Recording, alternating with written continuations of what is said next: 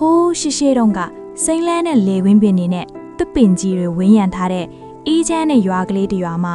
ရာဂျန်လွတ်အမိရတဲ့တထေးကြီးတူရှိပါတယ်။တထေးကြီးမှာစီးစိမ်ဥစ္စာတွေအစေအပါးတွေအများကြီးရှိပေမဲ့သူ့အမျက်နှိုးဆုံးအရာကတော့မီတူလို့ခေါ်တဲ့အယောင်အသွေးစုံလေးနဲ့ကြက်တူရွေးလေးပါပဲ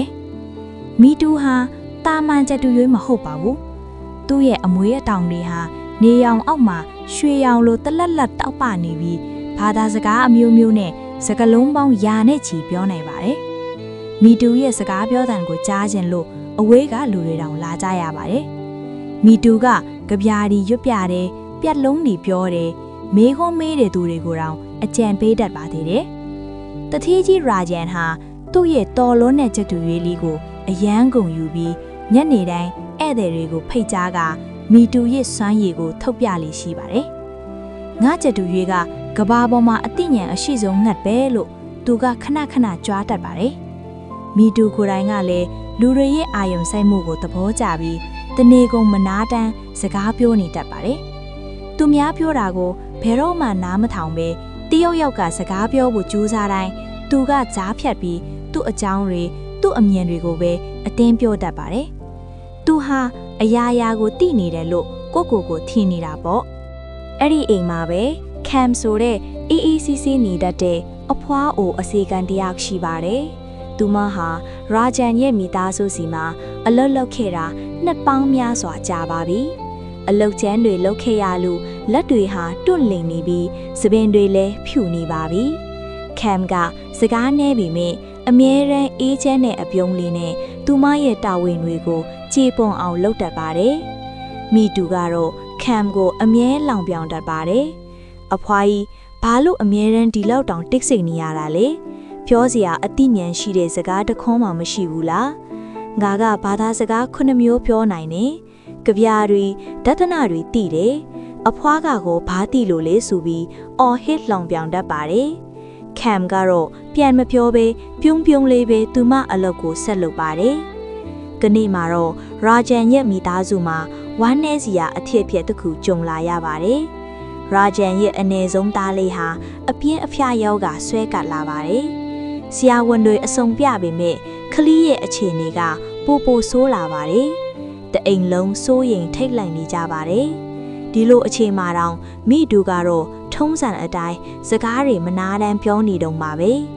သူကြားဘူးတဲ့ဆေးနီးတွေအကြောင်းလူတွေကိုစိတ်သက်သာရစေမဲ့ကြပြားတွေအကြောင်းသူကအော်ပြောနေပါတယ်။ဒါပေမဲ့ဘသူမှသူ့စကားကိုနားမထောင်ကြပါဘူး။လူတိုင်းကခလီးအတွက်စိုးရိမ်နေကြတာပါ။မိတူကတော့ငါရဲ့အသိပညာတွေနဲ့ကူညီနေတာကိုဘာလို့ငါ့ကိုအာယုံမစိုက်ကြတာလဲဆိုပြီးစိတ်ပြတ်နေပါတယ်။ကမ်ကတော့ဘာမှမပြောဘဲခလေးလေးကိုဂရုတစိုက်ဖြင့်ဆိုနေပါတယ်။နေ့ရောညပါခလေးရဲ့ဘေးမှာထိုင်ပြီးဖျားတဲ့အခါရေပတ်တိုက်ပေးတယ်။ခလေးနာကျင်လို့ငိုတဲ့အခါလက်ကိုစုပ်ကင်ပေးထားပါတယ်။သူမစကားအများကြီးမပြောပေမဲ့သူမရဲ့ရှိနေခြင်းကခလေးအတွက်အားစေးဖြစ်စေပါတယ်။လူတွေသတိမထားမိတဲ့အရာတွေကိုလည်းသူမကသတိထားမိပါတယ်။အခန်းထဲမှာလေလုံလုံးလို့မွန်းကျက်နေတာကိုမြင်တော့ပတင်းပေါက်တွေကိုဖွင့်ပေးပြီးလေကောင်းကြီးတန်ရအောင်လုပ်ပေးပါတယ်။ခလေးနဲ့မတည့်တဲ့အစားအစာတွေကိုသတိပြုမိပြီးအစာကြေလွေမဲ့အစားအစာတွေကိုပြင်ဆင်ပေးပါတယ်။ခလေးရဲ့အသက်ရှူနှုန်းကိုလည်းအမြဲစောင့်ကြည့်ပေးပါတယ်။ရက်အနှဲငယ်ကြာပြီးနောက်မှာတော့ခလေးလေးဟာတဖြည်းဖြည်းသက်သာလာပါတယ်။ခလေးလေးမျက်လုံးဖွင့်ပြီးပြုံးပြတဲ့အခါတမိသားစုလုံးဝမ်းသာမျက်ရည်ကျကြရပါတယ်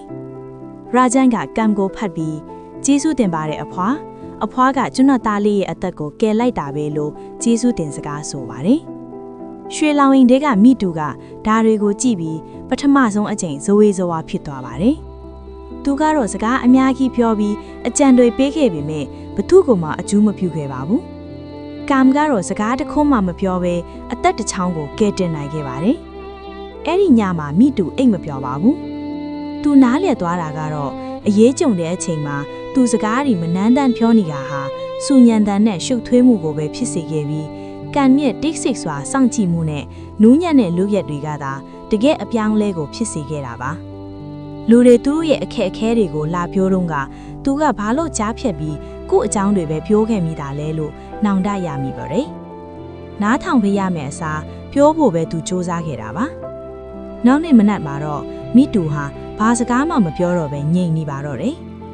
ရာဂျန်ကသူ့ချက်တူ၍နေမကောင်းထင်ပေမဲ့တကယ်တော့မိတူဟာသူနှစ်ပေါင်းများစွာလွဲလျှော်ခဲ့တဲ့အရာတွေကိုသိမြင်နိုင်ဖို့တိတ်ဆိတ်ခြင်းကိုရွေးချယ်လိုက်တာပါရက်တီလတွေကြာလာတဲ့အခါမိတူဟာအစေခံတွေရဲ့အခက်အခဲတွေကိုနားထောင်တတ်လာတယ်ရာဂျန်ရဲ့ဇနီးတဲ့အထီးကျန်လုံငုံနေတာကိုကြားလာရတယ်ကလေးတွေရဲ့ပြဿနာတွေကိုသူတို့ဘယ်လိုဖြေရှင်းကြလဲဆိုတာစောင့်ကြည့်တတ်လာပါတယ်တိတ်တိတ်ဆိတ်ဆိတ်နေခြင်းအပြင်ကဘာကြီးကိုအမြင်တက်နဲ့မြင်လာရပါတယ်ပျော်ရွှင်တဲ့သူတွေဟာစကားအများဆုံးပြောတဲ့သူတွေမဟုတ်ဘဲနားအထောင်တက်ဆုံးသူတွေဖြစ်တယ်ဆိုတာသူသိလာပါတယ်တနေ့ညနေမှာတော့ကမ်ဟာအလူတွေကြောင့်အယမ်းပင်ပန်းပြီးဥညင်ထဲမှာနွမ်းနေစွာထိုင်နေတာကိုမိတူတွေ့လိုက်ရပါတယ်ဒီတစ်ချိန်မှာတော့မိတူကစကားပြောဖို့ဆုံးဖြတ်လိုက်ပါတယ်ဒါပေမဲ့အရင်လိုအတန်ဆိုးနဲ့မဟုတ်ဘဲနူးညံ့တဲ့လေတံလေးနဲ့အဖွားခင်အဖွားအယမ်းပင်ပန်းနေပုံရတယ်နားလိုက်ပါအောင်အဖွားကိုကူညီဖို့တယောက်ယောက်ကိုကျွန်တော်ခေါ်ပေးပါရစေလို့ပြောလိုက်ပါတယ်ကမ်ကအန်အော်ဘီကြည့်လိုက်ပါတယ်သူမမျက်ရည်ကျမိတာကကြက်တူ၍စကားပြန်ပြောလို့မဟုတ်ဘဲမိတူရဲ့စကလုံးတွေထဲမှာစစ်မှန်တဲ့ဂယုဆိုင်မှုနဲ့ကျင်နာမှုကိုခံစားလိုက်ရလို့ပါရာဂျန်လက်ရောက်လာပြီးကမ်ပင်မန်းနေတာကိုတတိပြုမိကချက်ချင်းအနားယူခိုင်းပါတယ်မိတူကအချိန်ကိုက်ပြောလိုက်လို့ကမ်အကူညီရသွားတာပါအဲ့ဒီနေ့ကစပြီးမိတူဟာသူ့ရဲ့စကလုံးတွေကတပားသူကိုအကျိုးပြုနိုင်မယ့်အချိန်မှာပဲစကားပြောပါတော့တယ်သူဟာကြွားဖို့အတွက်စကားမပြောတော့ပါဘူးအိမ်သားအားလုံးကလည်းမိတူစကားပြောတဲ့အခါတိုင်းတေချာနားထောင်ကြပါတယ်